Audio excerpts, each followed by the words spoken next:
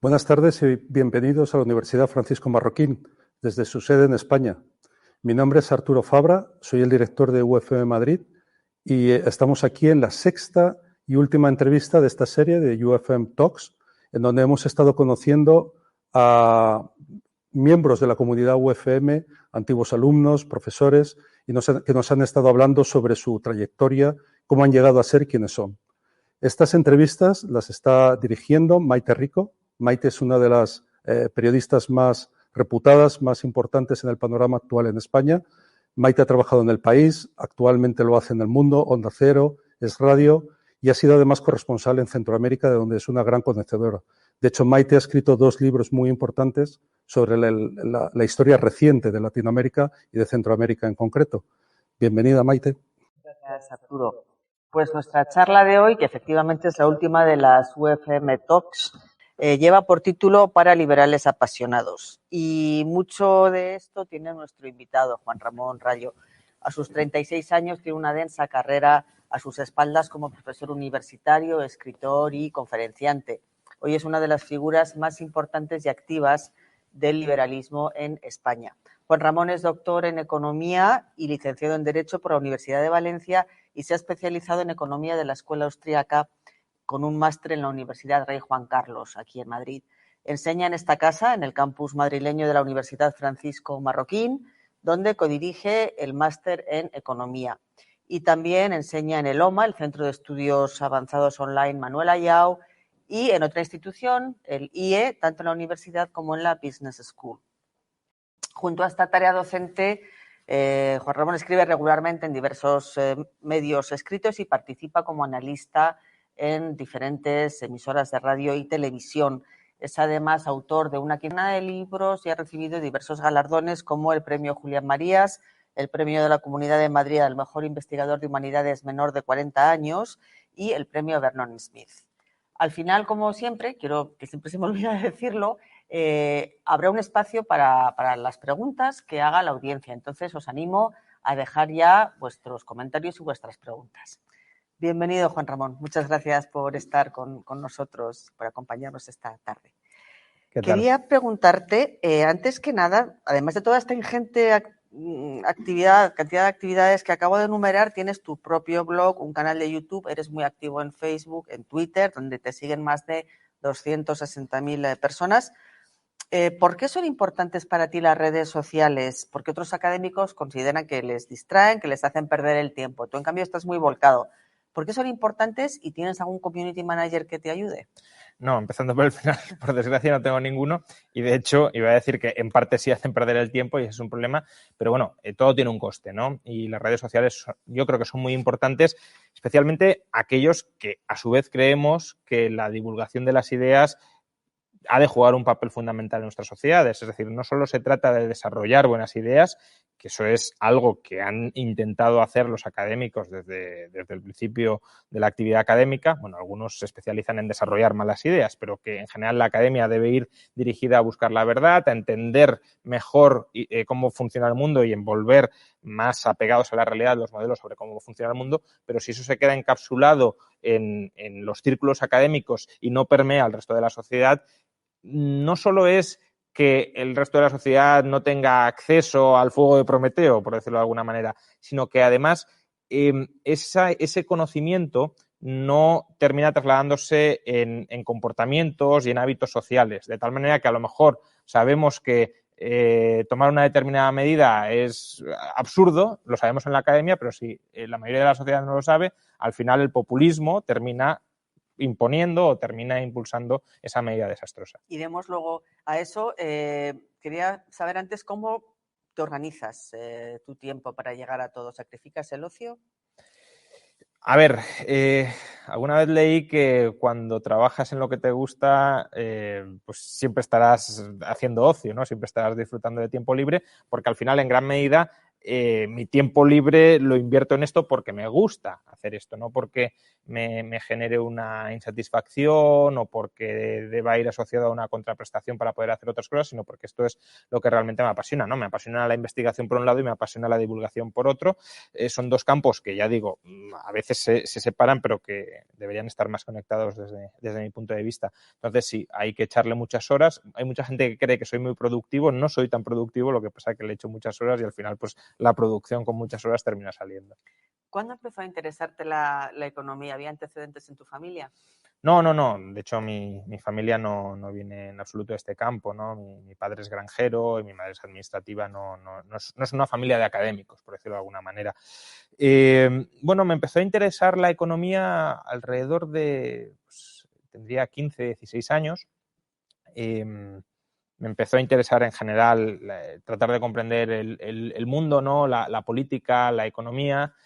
Y por aquel entonces, pues, recuerdo que Federico Jiménez Los Santos, ¿no? Que dirigía entonces La Linterna en la COPE, cerca del año 2000, creó la que en aquel momento era la primera tertulia económica en España. Luego ya hay muchas tertulias económicas en España en la radio, yo participo en algunas de ellas, de las cuales estoy muy orgulloso, pero en aquel momento fue la primera que se creó y recuerdo, pues, escuchar, pues, a la gente que acudía a la tertulia, Juan Barea, Velarde, José Barea, perdón, Velarde, y bueno, pues ahí transmitiendo ciertos conocimientos, nombrando ciertos autores, como por ejemplo Hayek, la escuela austríaca. También, por otro lado, llegué a la escuela austríaca a través de un librito que siempre recomiendo porque está muy bien, que es La economía en una lección, de Henry Hazlitt.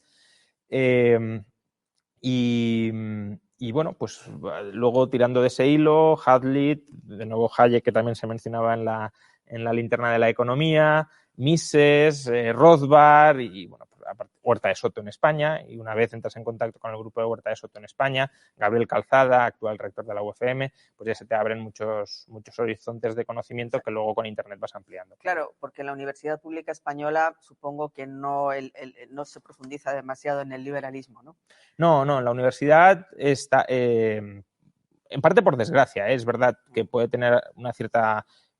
Yo no considero, por ejemplo, yo he estudiado en la Universidad de Valencia y no considero que el grado de economía en Valencia, en la Universidad Pública de Valencia, tenga un componente marcadamente antiliberal. No creo que sea así. Pero es verdad que muchas aportaciones del liberalismo, que son fundamentales, incluso dentro de lo que hoy podríamos llamar el mainstream económico, como por ejemplo el papel informativo que juegan los precios, que esta es una aportación clave que desarrolla Hayek, y de hecho el paper de Hayek al respecto está considerado uno de los 10 papers más importantes de economía del siglo XX, pues incluso esto, que sí que podría estar dentro de un temario más mainstream de economía, está ausente, por desgracia, en la universidad. Y por eso también creo que grados como el de la UFM o másters de economía como el de OMA y UFM, de alguna manera lo que hacen es revigorizar el papel que tradicionalmente tenía la economía política como tal, que era una ciencia que intentaba entender el mundo. Hoy la economía se ha convertido, para bien o para mal, en una ciencia que intenta formar ingenieros sociales para transformar el mundo. Y bueno, está bien que los ingenieros sociales sepan algunas de las restricciones que tienen y que no se crean que pueden hacerlo todo, pero aún así, en cierta medida, supone un empobrecimiento del enfoque mucho más amplio que tenía originalmente la economía. El individuo como ser libre y soberano, respeto a la propiedad privada, democracia, separación de poderes, Estado limitado por contrapesos, parecen conceptos de pura lógica, pero ¿por qué todavía hoy el liberalismo, al menos el término, sigue despertando ese rechazo? Recuerdo aquí que, bueno, tú escribiste un libro con Rodríguez Brown, El liberalismo no es pecado. Sí. ¿Por qué tenéis que estar siempre como pidiendo perdón? Sí, la verdad es que, a ver, yo creo que el término liberalismo sí gusta. De hecho, todos los partidos se lo intentan apropiar, ¿no? Yo he llegado a escuchar que Rejón era liberal y decía que se reivindicaba liberal. Incluso Pablo Iglesias dijo que ha aprendido cosas de los liberales, no sé muy bien cuáles, pero que las ha aprendido y que las pone en marcha. Ahora, el liberalismo, cuando intentan denostarlo, se asocia al neoliberalismo. Eso te iba a preguntar, porque además, claro, cada vez que hay una crisis económica, arrecian las críticas contra eso, el capitalismo neoliberal o el neoliberalismo, ¿no? Como una figura peyorativa. ¿Que existe el neoliberalismo? Claro, es que ese es otro debate, ¿no? Cuando se ha hecho una revisión del uso que hacen los académicos del término neoliberalismo, ¿no? Examinando papers donde se usa el término neoliberal, se ve que se usa sin ningún tipo de coherencia, que cada uno tiene su propia definición de neoliberalismo y lo que sí encuentran es que todos los que utilizan neoliberalismo lo utilizan como un concepto peyorativo. Es decir, como sinónimo de egoísmo y explotación sin límites, ¿no? Sí, a ver, yo sí creo que se puede dar una definición de neoliberalismo, incluso peyorativa, y que pueda ser operativa y funcional, pero que es más una etiqueta para diferenciarte y decir que yo soy de los tuyos que odiamos el capitalismo y como lo odiamos lo vamos a llamar neoliberalismo y así nos reconocemos los unos a los otros. Es más una etiqueta grupal, ya digo, que un término realmente sólido. A ver, si el neoliberalismo lo entendemos como lo entienden algunos, que es, por un lado, la desregulación del mercado, pero con un cierto auxilio estatal de trasfondo, un cierto intervencionismo lobístico, digámoslo así, del Estado para favorecer a determinadas grandes empresas, etcétera. Pues bueno, el neoliberalismo sería una versión renovada de lo que en el siglo XVI, siglo XVII se experimentó y se llamó más tarde mercantilismo. El capitalismo de amiguetes, exacto, ¿no? Que se llama. Pero es que justamente, y esto es muy importante recordarlo, el liberalismo de, por ejemplo, Adam Smith, el liberalismo económico de Adam Smith, porque el político es más de Locke, ¿no? Pero el liberalismo económico de Adam Smith nace contra el mercantilismo. Es decir, que este neoliberalismo, que puede ser un heredero, efectivamente, del mercantilismo moderno, con el que nos intentan asociar a los liberales, fue la filosofía económica contra la que nacimos los liberales económicos, Exacto. Por lo cual no tiene nada que ver. Siempre ha tenido en contra el liberalismo cuando nació, tenía en contra pues a todas las aristocracias, claro, todas las clases dominantes. Y los monopolios privados otorgados por el Estado. Exacto. Es decir, por ejemplo, la Compañía de las Indias Orientales, pues un monopolio, pero que era una gran empresa, incluso llegó a tener un ejército más grande que el inglés, pero ¿por qué? Porque era una gran empresa porque tenía un monopolio sobre el comercio, sobre los flujos comerciales. Entonces, contra eso nace el liberalismo, no solo contra las clases aristocráticas, contra los estamentos, contra los privilegios de nacimiento, sino también contra los privilegios empresariales, porque el liberalismo no defiende, como muchas veces se crea, las empresas, defiende la competencia o el libre mercado, donde las empresas también se tienen que someter. Y si una empresa lo hace mal, pues lo hace mal y quiebra y desaparece por no generar valor, pero no se la rescata. Porque, claro, si tú defiendes la empresa, pues si una empresa lo hace mal, la tendrías que rescatar, la tendrías que mimar, la tendrías que proteger, No. Usted compite en el mercado para generar valor para el consumidor, pero luego no intente, si pierde, que yo le tenga que rescatar, no intente parasitarme, etcétera, etcétera. Eso es el mensaje liberal. Pues el liberalismo, claro, se asocia básicamente con una teoría económica y normalmente pues te imaginas a un señor con gafas y con cara de empollón que sale soltando el rollo de que hay que bajar impuestos y ya. Pero la parte, ¿no crees que habría que hacer más hincapié en la filosofía política liberal? Es decir, en la filosofía que pone al individuo en el centro y que defiende ante todo su libertad. Da la impresión de esa batalla famosa de las ideas no se termina de dar. No, totalmente. El liberalismo es sobre todo una filosofía política. Obviamente, como filosofía política, es decir, como filosofía que marca las reglas sobre cómo vivir en sociedad, pues esas reglas en ocasiones tienen una vertiente económica y esa vertiente económica también hay que explicarla, pero no tiene que copar el discurso. Lo que pasa es que es verdad que muchos nos hemos aproximado al liberalismo siendo economistas, con lo cual tenemos ese sesgo casi de interés personal, que nos interesa el liberalismo y la economía y por tanto trasladamos el análisis liberal a la economía, pero el liberalismo es muchísimo más y diría más, no es esencialmente una filosofía económica, es como decías, una filosofía política. De hecho, no mi último libro, porque mi último libro es una crítica a Mises, pero el anterior libro, quizá el último comercial, se llama Liberalismo, los 10 principios básicos del orden político liberal, es decir, de cómo se estructura una sociedad liberal. Y como decías, pues cuáles son los 10 principios. Individualismo, es decir, colocar al individuo en el centro del orden político, igualdad jurídica, que todos los individuos sean iguales ante la ley. Claro, libres e iguales, libertad personal, autonomía contractual, propiedad privada, libertad de asociación, libre mercado, sí, pero eso es uno de los 10 principios. Gobierno limitado y globalización. Es decir, que al final la economía, claro que tiene un papel dentro del liberalismo y claro que, porque quizá este sea el matiz de por qué a lo mejor sí que hay que hacer un poco más de hincapié a veces en economía. Porque los liberales, en cierto modo, aunque ahora hay un retroceso, pero la batalla de muchas libertades personales la hemos ganado más o menos. Es decir, en general la sociedad sí está a favor de la libertad de expresión. Luego a lo mejor cuando vamos y descendemos a determinados detalles ya no tanto, pero como principio nadie dice yo estoy en contra de la libertad de expresión, ¿no? O de la libertad de asociación, o de la libertad religiosa. Son muy pocos los que, al menos en Occidente, se atreverían a decir abiertamente que están en contra de esos principios. Pero sí hay mucha gente que dice yo estoy en contra del libre mercado. Muchísima. De hecho, es más la que dice que está en contra que la que está a favor. Entonces, mucha gente dice, no, yo soy liberal en todo salvo en la economía. Entonces, ahí el énfasis que hacemos nosotros es, me parece muy bien que lo seas en todo, pero también has de serlo en economía para ser coherente, porque no me puedes distinguir esferas económicas y no económicas arbitrariamente, en plan, vale, aquí te tolero libertad, pero aquí no. Entonces, si eres tú el que da o el que quita la libertad, la persona no es libre, eres tú el que eres su dueño y la persona está actuando por tu licencia. Aquí te permito ser libre, aquí no. En el liberalismo, bueno, tú fundaste el instituto, fuiste uno de los fundadores de Juan de Mariana, uno de los think tanks más emblemáticos del liberalismo, que he visto que se define de tendencia libertaria. Digamos, me imagino que dentro del liberalismo hay como una especie de gradación y entre pues, de ser un liberal clásico a ser un libertario, un anarcocapitalista. ¿De qué depende? ¿Del mayor o menor peso que se le otorga al papel del Estado? En parte sí. Yo suelo decir que la diferencia entre el liberalismo clásico y el libertarismo, digámoslo así, es el liberal clásico... Que es casi anarquismo, te diría. Mis amigos libertarios, muchas veces cuando los oigo hablar, digo, bueno, Bakunin sí, estaría encantado. Claro, sí. O sea, dentro del libertarismo o del liberalismo libertario sí que estaría, o podríamos incluir el anarcocapitalismo y luego el minarquismo, ¿no? Yo la diferencia que suelo establecer entre el liberalismo clásico y libertarismo es que el liberalismo clásico considera que el Estado es una herramienta buena, que es una herramienta de cambio social progresivo y que simplemente hay que ordenarlo bien para que desarrolle su adecuado propósito. El libertarismo ve al Estado como un mal quizá necesario, es decir, no necesariamente el libertarismo tiene que ser anarquista, puede que diga el Estado es inevitable, no podemos vivir sin Estado, entiende o cree que es un mal y luego será un mal para algunos necesario, los minarquistas, pues, y para otros será un mal innecesario, los anarcocapitalistas. Es un mal y nos lo podemos cargar. El minarquista dirá, es un mal y no podemos prescindir de él, pero justamente porque es un mal vamos a intentar mantenerlo todo lo controlado que se pueda porque siempre que tenga ocasión va a intentar extenderse.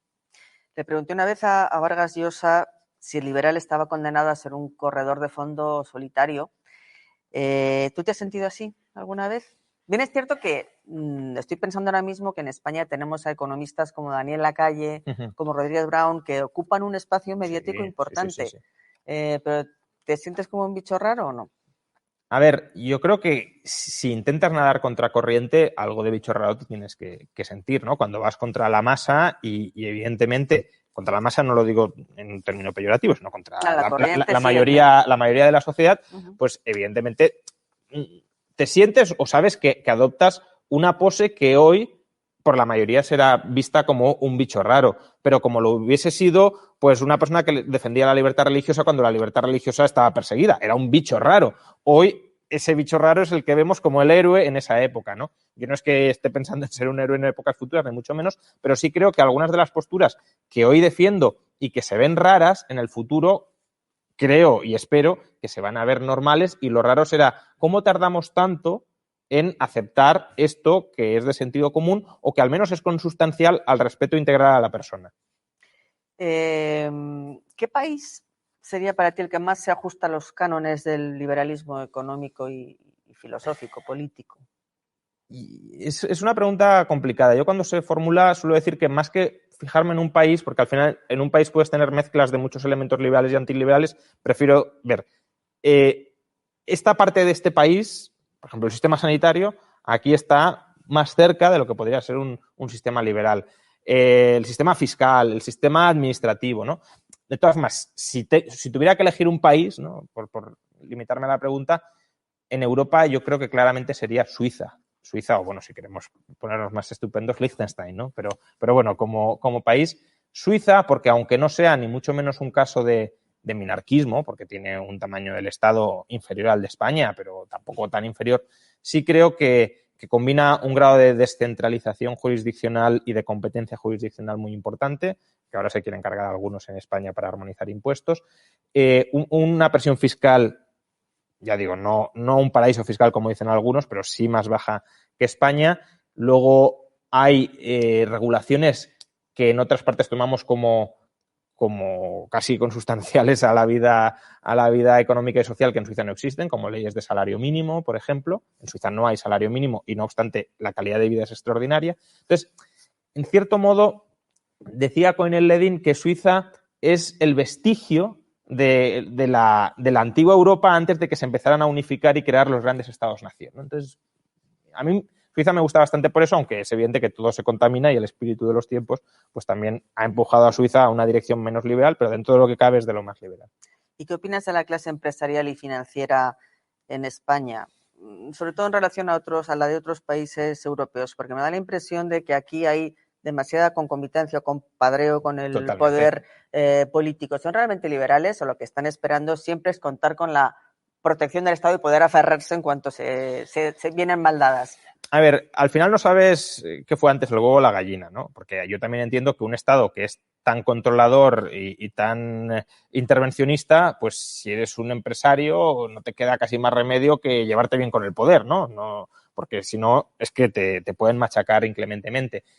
Luego también es cierto que el empresario, y eso Adam Smith lo tenía muy claro, ¿no? Adam Smith era muy pro capitalismo y muy anti-empresario. Adam Smith tenía un odio muy grande muy grande, que tenía una desconfianza muy grande hacia los empresarios porque escribía contra el mercantilismo, contra lo que decíamos antes, y sabía que los empresarios eran los que daban sostén al sistema mercantilista, como hoy en España, en gran medida, la clase corporativa y financiera es la que da soporte al modelo estatal que tenemos, ¿no? Uno solo tiene que mirar la composición del IBEX 35 en España y plantearse esas grandes empresas de dónde han surgido o de dónde viene el modelo de negocio o los beneficios de esas grandes empresas. Veremos constructoras que viven del presupuesto, veremos bancos que viven de los privilegios y de los rescates del Estado, veremos antiguos monopolios públicos que han sido privatizados y que... Entonces, al final, grandes empresas de verdad, Inditex y poquito más, ¿no? Claro, si tú comparas esto con el Dow Jones de Estados Unidos, es radicalmente distinto. Y eso que Estados Unidos también ha degenerado muchísimo, pero es que es un mundo completamente distinto. No sé si hay otros países donde la Confederación de Empresarios cobre subsidios, como aquí la COE, ¿no? Bueno, al final, no lo sé, pero probablemente haya en Europa también un tanto sí, peculiar, obviamente. ¿No? Al final, aquí la COE es como los sindicatos, ¿no? Es otra rama. Que además, este modelo de también viene mucho por la tradición del país, ¿no? Pero este modelo del diálogo social, donde en un lado sentamos ya no a los sindicatos, porque los sindicatos sí han de tener un papel, pero son sindicatos de empresa o como muchos sindicatos sectoriales, pero como organización sindical nacional, organización empresarial nacional, y los sentamos a los representantes de todos los trabajadores, nos dicen los sindicatos, y de todos los empresarios, la COE, y con el gobierno juntamente deciden, ¿no? Esto es corporativismo fascista, que obviamente entronca muy bien con la tradición española en este sentido de sindicato, representante de los trabajadores, franquismo, exacto. Sí. Entonces, es algo realmente muy ilustrativo y muy negativo, ¿no? Cuando se piensa que uno debe defender a la COE por ser liberal, está totalmente equivocado. Y en términos políticos, ¿hay algún partido político liberal? Digamos, Ciudadanos se define abiertamente como tal y puede ser lo que más se aproxima, pero con el PP, por ejemplo, que se define como liberal, luego tampoco se sabe muy bien por dónde va. No, todos los partidos, de alguna manera, se definen o simpatizan con el liberalismo, ¿eh? Incluso Más País, como decía antes, lo ha hecho. Vox a veces dice que no, a veces que sí, porque en Vox hay mucha gente, hay gente que sí que es liberal y hay gente que es frontalmente antiliberal de todas, ¿no? En Ciudadanos, pues también tienes gente liberal, y probablemente el partido, a lo mejor como mix de libertades personales y de libertades económicas, pues sea el en general menos enfrentado a las libertades globales de las personas, pero al final no nos equivoquemos, son todos ellos partidos socialdemócratas. En el caso de Vox sería una especie de nacionalismo conservador, pero también acepta gran parte del discurso socialdemócrata con respecto al estado de bienestar, eso sí, solo para españoles, no para extranjeros. Pero liberal como tal, bueno, está el Partido Libertario en España, pero claro, es una organización minoritaria. Si hablamos de partidos con representación, ninguno, aunque todos ellos tienen ideas liberales que hay que... Claro, ya son ya aceptadas universalmente. No, incluso propuestas liberalizadoras, Quiero decir, por ejemplo, Ciudadanos, gestación subrogada, pues eso es una propuesta liberal muy, muy considerable y muy importante. A ver, es para no va a afectar a mucha gente, pero sí que es un claro respeto a la libertad personal. Vox, en el último programa económico, tenía varias ideas económicas bastante sensatas y bastante liberalizadoras, porque lo hizo en su momento Rubén Manso, que es de la parte más liberal de Vox, ¿no? Luego tienes, claro, en Vox tienes el antiguo falangismo que te tira para el otro lado. Sí, mucho antieuropeísmo también. Y antieuropeísmo, ¿no? También. Bueno, será anti-Unión Europea, pero es que es anti-Unión Europea por lo bueno que tiene la Unión Europea, no por lo malo que tiene. Y luego, pues en el PP pues también tienes alguna idea económica buena. Probablemente Pablo Casado, personalmente, pues sí le guste más el liberalismo que a lo mejor otras corrientes, pero luego al final son partidos que buscan el poder y saben que tienen que mimar a un electorado que, como no han hecho trabajo de campo, pues no es liberal porque no han dado la batalla de las ideas. Y claro, al final el partido que en el caso del PP, por ejemplo, que decía que salía a cambiar la sociedad, pues para llegar al poder se tiene que adaptar a la sociedad que existe para, bueno, que le voten, engañar a la gente, que le voten y llegar al poder.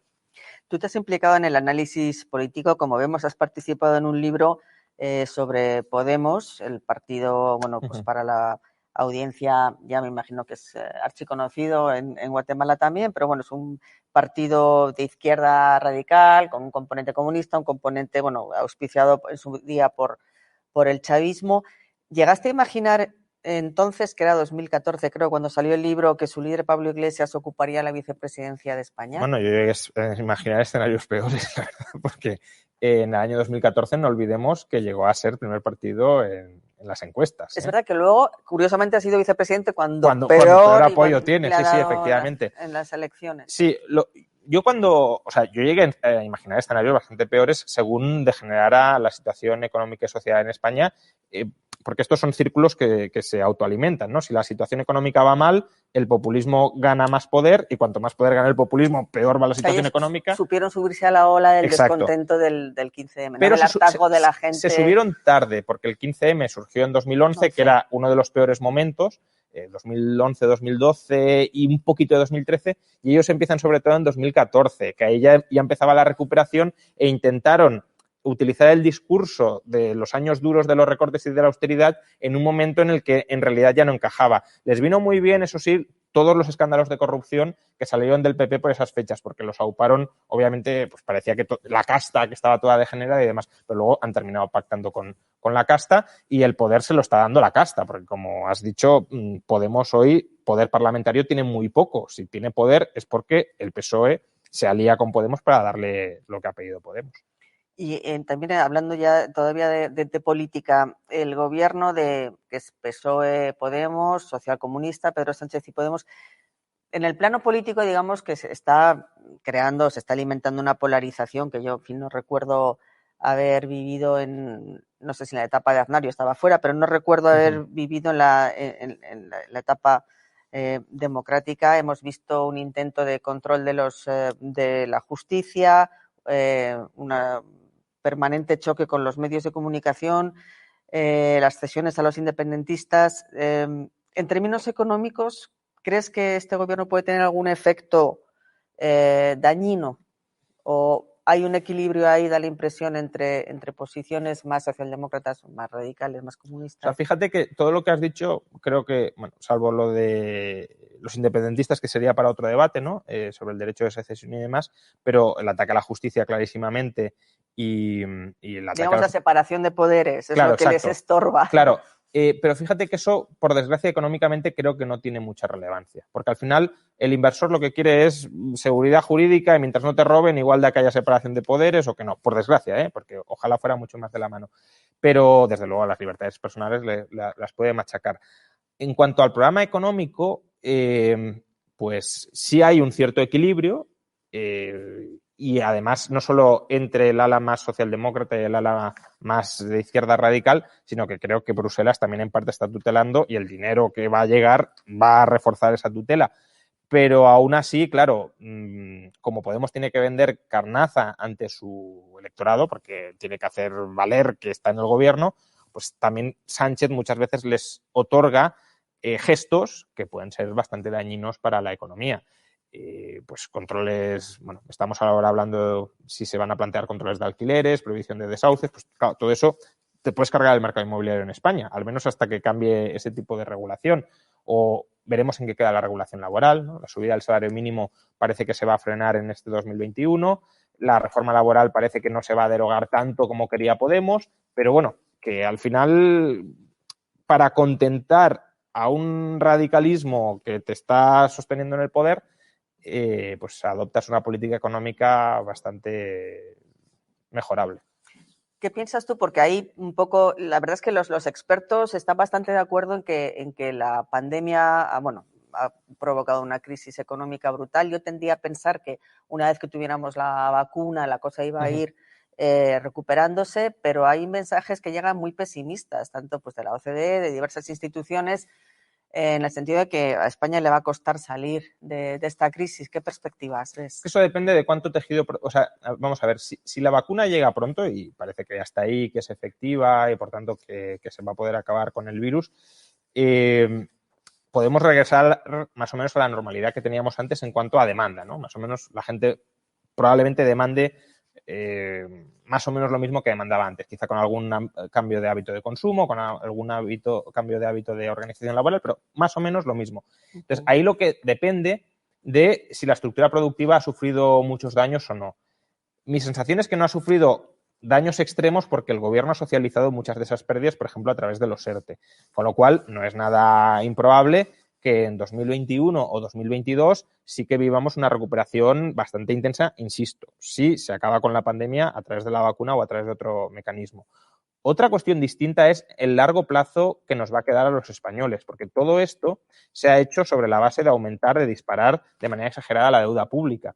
Y esa deuda pública tan disparatada lo que significa es muchísimos más impuestos futuros y, por tanto, si España ya antes de la pandemia tenía una perspectiva de crecimiento potencial a largo plazo bastante escasa, si además le añades todos los impuestos que va a haber que subir para refinanciar o para hacer frente a la deuda, pues la perspectiva a más largo plazo no creo que sea positiva.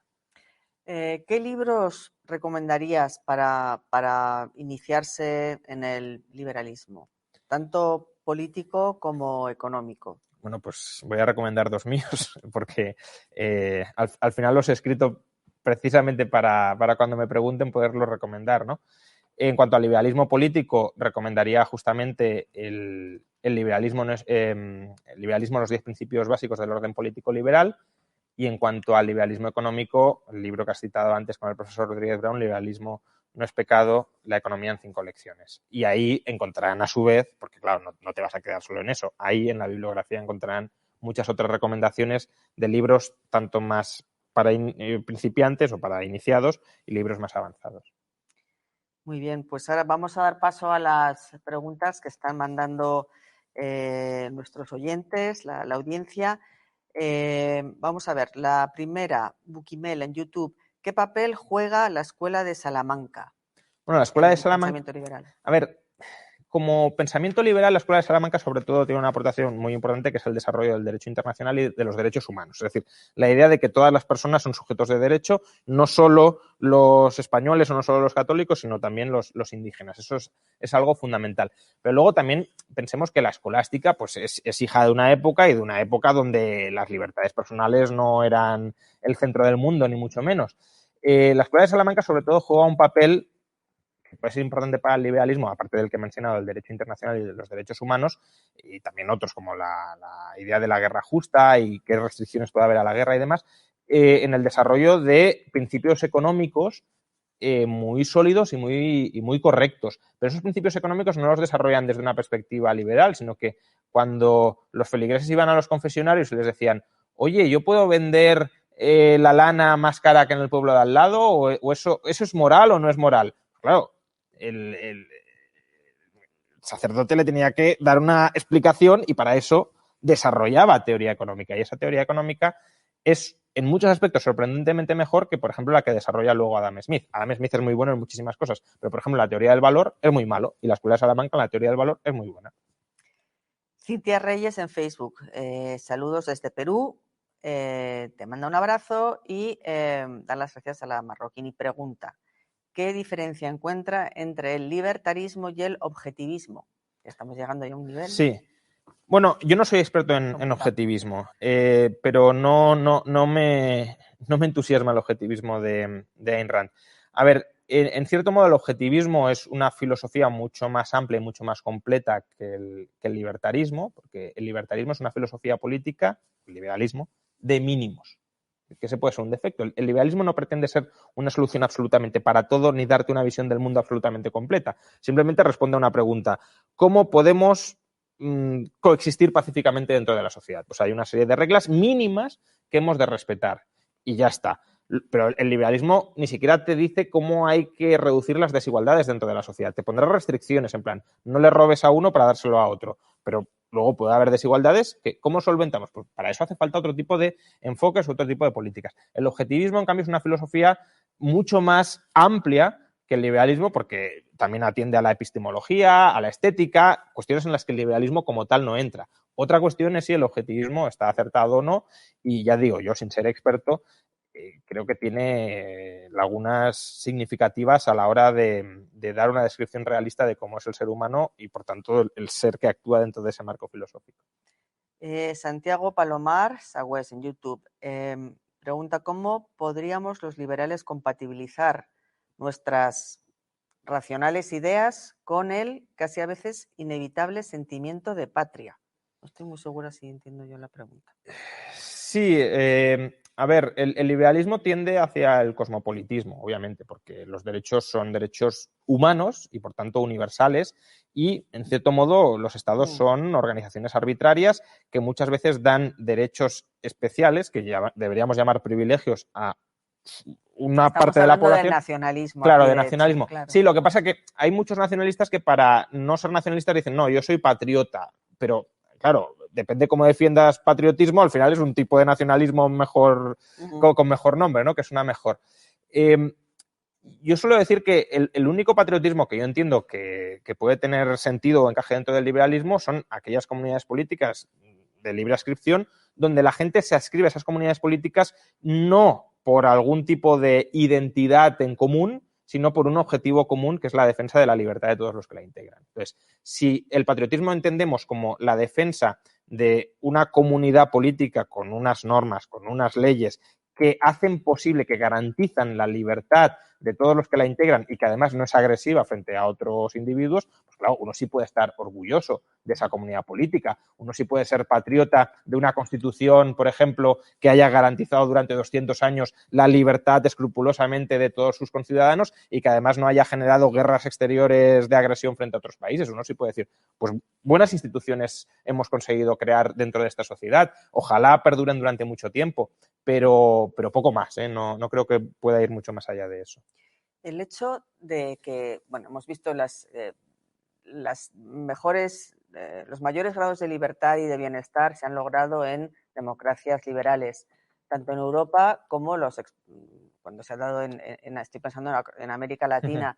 Pero ¿cómo es posible que siga creciendo o que de nuevo el populismo vuelva a tener ese auge?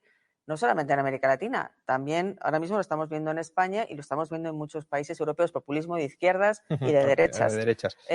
¿Cómo se explica de pronto este surgimiento de nuevo del populismo que, en fin, ya hemos visto por ejemplos históricos a qué conduce? O sea, los teóricos del populismo lo que intentan es cambiar la identidad del pueblo, ¿no? Es decir, lo que intentan es contraponer la élite con el pueblo, pero claro, la élite que tenemos ahora, en teoría, es la que representa al pueblo, ¿no? Porque dicen, no, democracia representativa, por tanto, los que están ocupando las altas magistraturas del Estado están representando al pueblo. Y el populismo lo que intenta decir es, no, esa gente no representa al auténtico pueblo porque al auténtico pueblo lo represento yo. Y, por tanto, estas élites lo que están haciendo es explotando y viviendo a costa del auténtico pueblo. Y ese discurso yo creo que puede calar, y puede ser un discurso de izquierdas, en el sentido de quiénes son las élites, pues los banqueros, los grandes empresarios, los ricos, el top 1%, o puede ser una retórica de derechas, pues el globalismo, la invasión de los inmigrantes, intentan atacar nuestra cultura y nos han invadido los masones, bueno, lo que sea. Y ese discurso tiene cierta pegada cuando las cosas van mal, porque cuando las cosas van mal uno se plantea, no, a lo mejor me están yendo mal porque otros están viviendo a mi costa. Claro, si yo vivo cada vez mejor, hay otros viviendo a mi costa, o sea, a lo mejor, pero tampoco me preocupo demasiado porque yo voy prosperando, pero cuando mucha gente lo está pasando muy mal, empezamos a buscar culpables y el populismo vende recetas mágicas buscando culpables simplones o sencillos y por eso pues puede haber un resurgimiento que además se produjo especialmente durante la anterior crisis económica, que es momentos malos, claro. Ya estamos llegando al final.